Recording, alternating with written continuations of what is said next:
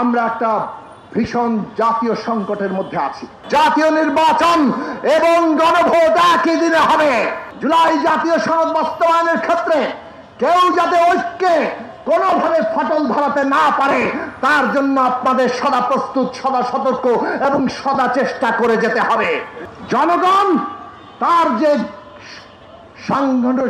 সংবিধান তৈরির ক্ষমতা, সেই সংবিধান তৈরির ক্ষমতা কনস্টিটিউয়েন্ট পাওয়ার আগামী সংসদকে দেবে এবং সেই কারণে এটা হবে সংবিধান সংস্কার পরিষদ এবং সেইখানে জনপ্রতিনিধিরা আগামী সংবিধান পরিবর্তন করবেন।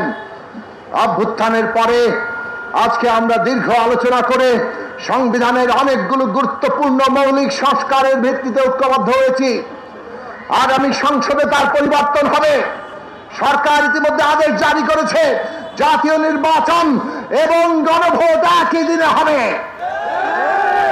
আমরা তাকে স্বাগত জানাই এবং একই সাথে বলি, জুলাই জাতীয় সনদ বাস্তবায়নের ক্ষেত্রে কেউ যাতে ঐক্যে কোনোভাবে ফাটল ধরাতে না পারে তার জন্য আপনাদের সদা প্রস্তুত, সদা সতর্ক এবং সদা চেষ্টা করে যেতে হবে।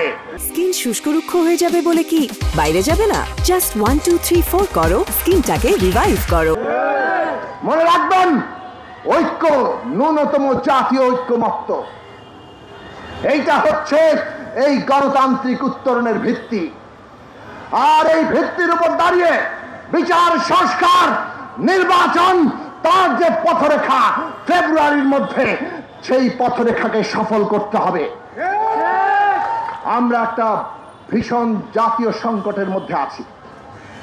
দেশের অর্থনৈতিক খারাপ অবস্থার মধ্যে আছে।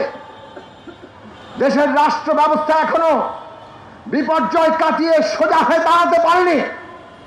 আমাদের মৌলিক সংস্কার দরকার, আমাদের সমস্ত হত্যাকাণ্ডের বিচার দরকার এবং এই সব কিছু থেকে উত্তরণ ঘটাতে হলে আমাদের নির্বাচন দরকার, গণভোট এবং জাতীয় নির্বাচন, যেটা একই সাথে সংবিধান সংস্কার পরিষদের নির্বাচন এবং জাতীয় সংসদ নির্বাচন।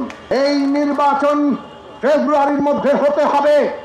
যারা বিচার, সংস্কার, নির্বাচনের পথরেখাকে ভ্রান্তিত করতে চান, নির্বাচন পিছিয়ে দিতে চান, তারা বাংলাদেশের জাতীয় স্বার্থের বিরুদ্ধে দাঁড়িয়ে যাবেন।